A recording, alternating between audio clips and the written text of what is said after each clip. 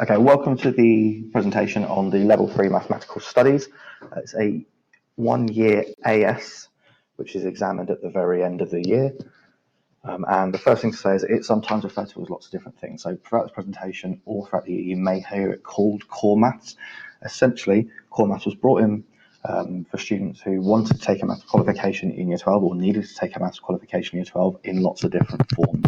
The one we look at is the very top one, so the AQA Level 3 Certificate in Mathematical Studies, which is why you'll also hear us refer it to as mathematical studies. So in terms of who is it for, official guidance says that it's suitable for students to achieve a grade 4 or above at GCSE. However, they do not wish to study AS or A-level maths. However, they do wish to develop their mathematical, statistical and quantitative skills in post-16. It's also used for students who need to be equipped for the mathematics in other courses or employment. So if you think about the fact that at the moment, 40 universities this year made the statement in support of mathematical studies or core maths within its documentation, and in particular some of those were Russell Group universities as well. In terms of how it's taught, it's all to do with problem solving and that collaborative idea. So you can use it for future studies and for work. In terms of how we try to teach it, group work and discussion is strongly encouraged, with content studied and skills required through focusing on context, delivering fluency and confidence in applying your mathematical skills. Even when you're applying techniques that you already know, you might need to put that into different contexts. You see mathematics in economics, sociology, psychology, chemistry, geography, computing, business and management within A-level. In actual fact, I think something like 10% of the psychology exam is mathematical content. So in terms of that, what I've done is I've put a link here, which will take you to what maths is used in certain subjects. There are also some videos about why you should take mathematical studies here and here, if you're not too sure.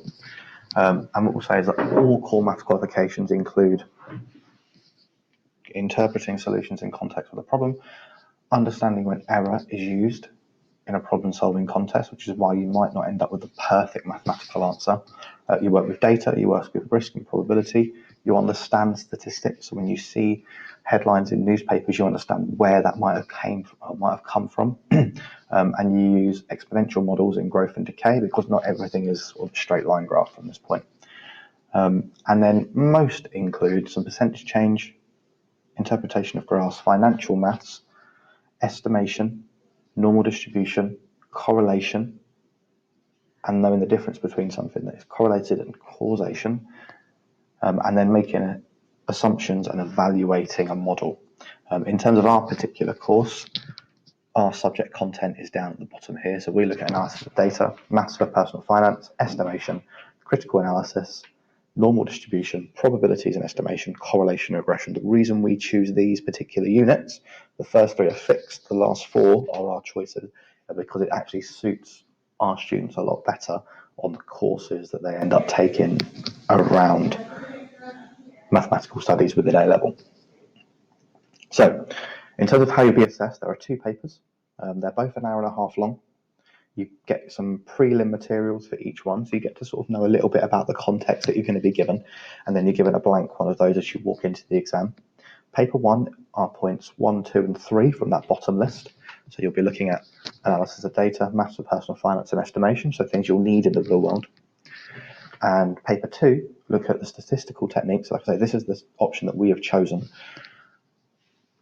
and that looks at critical analysis, using sort of spreadsheets and different things like that, normal distribution, probability estimation, correlation and regression, which is actually embedded within the AS maths course. So the maths you do on this course is really closely linked to the maths that the A-level students do as well. So what we've got in the next few slides are just some examples of some lessons or types of tasks you might be given. So for the first one, all you need to do is click on the link here and then think about the questions that are down here. This is what we would have done in class had we have had you in front of us. Essentially, massive cup of coffee. You need to work out how many small cup of coffees or how much actually physically could fit into it. Maybe how long it would take the cup to fill up. So lots of different questions you could ask yourself. Then there is something that was given to us by the exam board. as an example of the type of question you may get in one particular exam. So estimate how far a person is likely to walk in their lifetime. Show detail of your assumptions and calculations worth 6 marks. So you have to think about lots of different things. So you might pause and have a think, but your things you might think about are sort of average stride, how long people might live for. There are lots of questions that you'll ask at the very start. Or something a bit more real world, something that was actually in a proper exam paper. Estimate the cost of recircling the whole of the M1 motorway. Your estimate should include the hard shoulder. So you can see it's real world maths that someone genuinely has to do from day to day. So you'll be told the motorway has 3 lanes, just over half of its length. Nearly all of the remainder of the motorway is 4 lanes. You need to factor in the hard shoulder as well. You're told that Northampton to Luton along the motorway is about 36 miles, and you're given a map so you can measure the distance and use a scale. You're told that the cost of resurfacing a motorway is £15 per square metre, and that 1 mile is around about 1,600 metres. So these are sort of 3 examples of different things you might get. One of them was an example of something you might see in class. One of them was sent from the exam board as an example of a type of question you might get when the course was designed. And the final one was a proper exam question worth 10 marks. And that is all about the estimation section on the bullet points earlier on. So I hope you've learned a little bit about why mathematical studies is useful. It genuinely does look at the maths that would be used in real life, and it is something that lots of employers, lots of universities are now interested in. And if you're not too sure about an extended project or a MOOC or anything like that in year 12, it's a really good option for you to choose.